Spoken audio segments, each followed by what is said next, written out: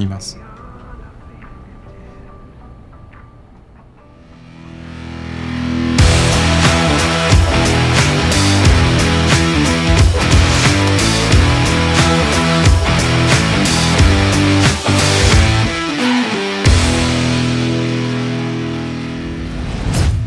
はい、皆さんどうもこんにちは、オックスアウトです。今回の動画なんですけれども、少しねちょっと今日はライティングの話をしていきたいなというふうに思います。自宅で動画を撮られている方、まさかね家のシーリングライトで動画撮ってる人はいないとは思うんですけどね、絶対ダメですよあれはいけてないです。じゃあね、どんなライトを使ったらいいのかっていうのと、そのライトをどうやって設置すればいいのか、そんな基本的なところを今日は皆さんにご紹介していきたいんですけれども、今回使っていく製品はナンライトさんっていうところから今回ね機材提供を受けて、この動画この番組はお送りしております。はい、じゃあまず最初に簡単にライトの方をね紹介すると、今回紹介する2つの製品の1つ目はですね、Forza 60B という、主にキーライトとかに使うような、ライトになってます。キーライトがね何かっていうのはちょっと後々説明するんですけれども、僕がこれまで使ってたこのメインのライトに比べるとものすごくちっちゃくてかつ軽量なんですよ。これがねすごい気に入ってるところです。光もすごく正確で綺麗で、今ここに使ってるこっちから僕を照らしてるこのライトがですね、この Forza 60B のライトになってます。で2つ目の製品がですね、パボチューブ2っていうものになります。すごくね独特な形してると思います。こんな形で、この形をしてるがゆえにちょっとね照射範囲っていうのがすごく広いです。電源入れてみると、はい、こんな感じでですね、バッテリー、当然内蔵しているのですごく取り回しがいいっていうのと、あとねバッテリーの持ちもすごくいいです。で今これね 50% ぐらいの明るさになってるんですけれども、これフルチャージの状態でですね約2時間ぐらいこれ持ちます。YouTube の動画を撮るのにね、2時間って十分かなっていうふうに思うんですけれども、こうやってね人物を照らしたりすると 50% はちょっと明るすぎるんですよ。なのでねこれぐーっと落としてやって、20% ぐらいのパワーでね全然十分かなというふうに思います。20% まで落とすと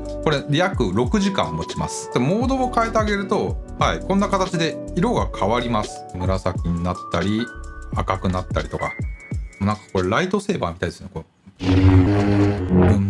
でこのパオチューブ2なんですけれども、今ここにあるのが大体30センチぐらいの長さかな。これね長さのバリエーションがあって、実はですね今ここの後ろに、もう一つあるんですよ。何センチぐらいあるんだろう。ちょっと待って、俺測ってなかったわ。測りますね。スイッチオンにして長さ測っていくと、全長でだいたいね、118センチぐらいありました。でこれはこれでね、いろんな使い方できるんですよ。ほんとおしゃれライトみたいな感じで立てとくんでもね全然雰囲気出るかなという風に思いますし、よくミュージックビデオでこれがなんかいっぱい立ってるのとかね見たことないですか？実はねもう一本あって、今この僕のこの天井にあります。壁を照らしてるライト、これがですね上の方に設置してあるんですけど、こういったね使い方も、できます。じゃあ、次にねライティングのその基本みたいなところをお伝えしていきたいんですけれども、ちょっとね口でただ言っても伝わりづらいので、一旦準備します。はい、じゃあ少々お待ちください。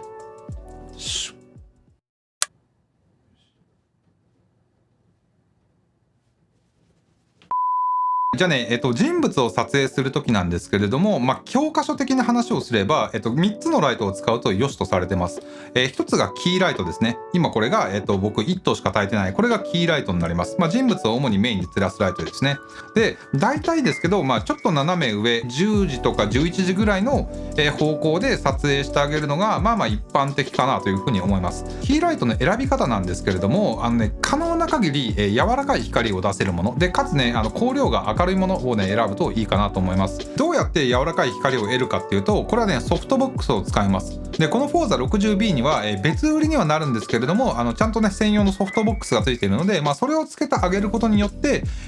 光をすごく柔らかくすることができますし、あとですね、光の照射範囲っていうのをそれによってね結構コントロールすることができます。で今これがね 15% ぐらいの明るさで撮ってるんですけど、これを 100% までするとどのぐらい明るいかっていうと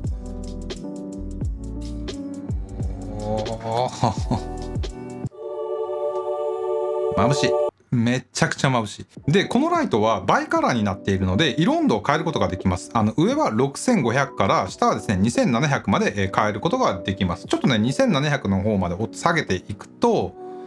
ぐーっとこんな感じでですね、もうこんなオレンジの、白熱灯みたいな色にすることもできますし、もう一回戻して6500まで上げていくと、はい、こんな感じで、もろ蛍光灯みたいな色ですね。すごいシームレスに切り替えることもできます。こう夕日っぽい演出をしたかったりだとか、柔らかいようなね、印象にしたければ、少し色温度を下げて、だいたい4000台ぐらいで撮るのも、ありじゃないかなというふうにね、思います。で、2つ目がフィルライトです。キーライトを使って光を照らすと、こっち側、今これ見てもらうと影ができてるじゃないですか。キーライトの位置をこうぐーっとこっち側に持っていけば、もっともっと影は、濃くなっていくんですけど、この影がこうあんまり強く出過ぎちゃうと、シリアスな雰囲気になりすぎちゃうっていうところを、コントロールするためにフィルライト、こんな感じでですね、さっきのキーライトとは全く逆の方向に、ちょっと置いてみます。こんな感じで。そうすると分かりますかね、ここの、影っていうのがね、さっきと比べるとだいぶ、薄くなったかなと思います。で、これをね、こんな感じで、調整してあげることによって、この、絵の雰囲気っていうのを、コントロールすることができます。っていうような形でフィルライトは使っていきますし、さっきのね、このパボチューブ、広い範囲を照らすことができるので、フィルライトを使う時になんかはすごい向いてるかなというふうに思います。あると便利なのが、こういったね、クランプです。こことこっち側にもね、ネジがあるんですよ。なので、このクランプにこうやってこうくるくると取り付けてあげて、好きなとこに挟んであげますとっていうような感じでね、使ってあげると便利なんじゃないかなっていうふうに思います。最後はリムライトです。僕を背景からもう少しこう浮かび上がらせるというか立体感を出すための、ライトになります。でこれはどうやるかっていうと、単純にですね、僕を後ろから照らせれば基本的には OK です。例えばなんですけど、分かります？僕のこの辺のね、髪の毛が少し明るく照らされて、壁とね、境目がしっかり分かるようになりましたよね。そのくっつけたクランプをですね、この辺にね、こうくっつけてあげます。こんな感じで、ね、ちょっと今ここに、さっきのクランプで、つけたんですけど、僕のこう髪の毛とかがね、今少しこうこの辺、こっち側か。こっち側が少し照らされて、ここの境界線っていうのが、分かるようになりましたと。今ちょっとこれ画面の中に入っちゃってるんですけど、もうちょっと高い位置だったり、あとはね、本当に背中ですね。背中に入れて隠すみたいな、場所にね、設置してあげるのもいいんじゃないかなというふうに、思います。実はこれもう1個あるんで、最後にですね、これ全部3つつけるとどうなるかっていう感じなんですけど、フィルライトもこんな感じで足してあげると、はい、これで、3つライトを使った、人物を照らすセットアップっていうのが基本的に完成します。で、そんなに難しくないですよね。3つ絶対使わなきゃいけないかっていうと、そんなことはないです。僕もね、3つ使うことは結構少なくて、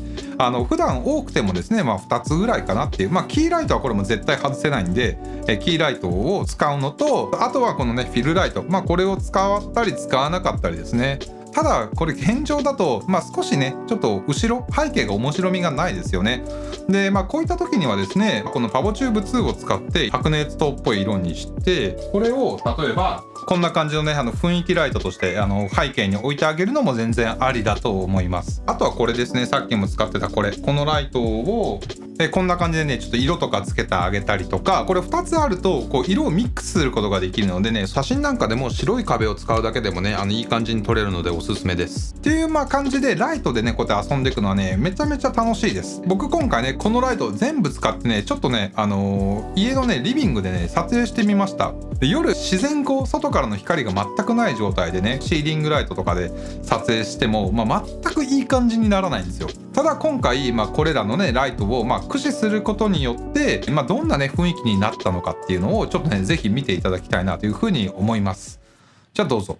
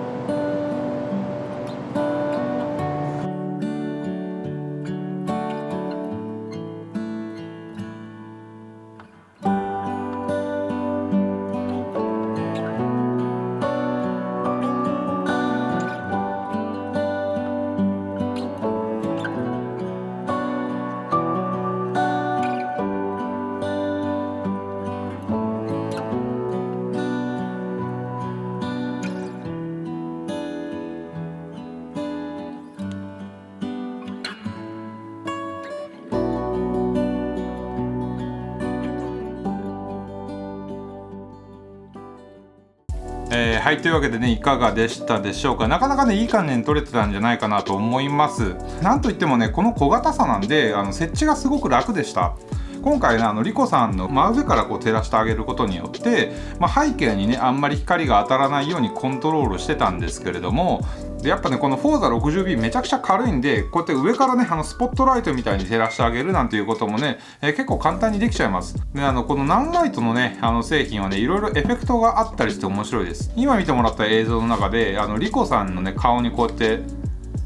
当ててて、テレビっぽくしてたんですけど、あれはですね、これを使ってました。冒頭で僕がふざけてたのもこれですね。なんといってもね、この2つのね、今僕が最大気に入ってるポイントはですね、価格です。このパボチューブ2なんですけれども、これはだいたいね、日本円で1万円ぐらいで買えて、Forza60B はですね、日本円で多分4万円台だと思います。で、僕がね、今ここで使ってるやつとかはね、これ10万とか超えてくるんで、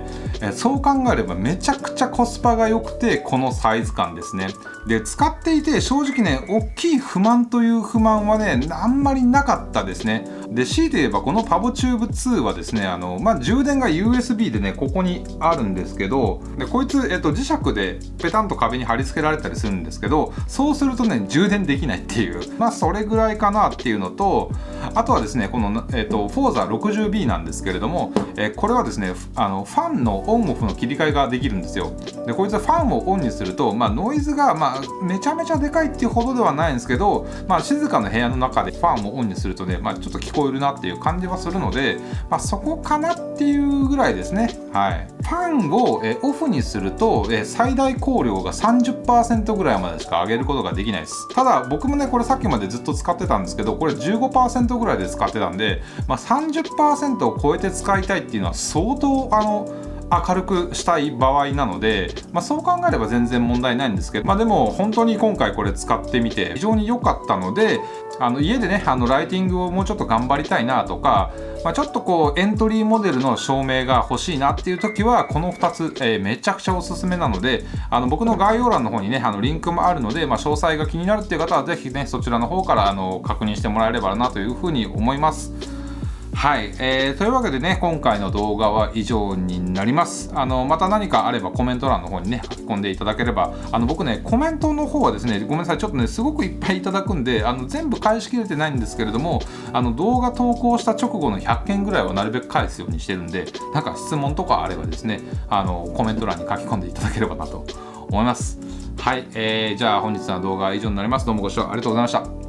ピース。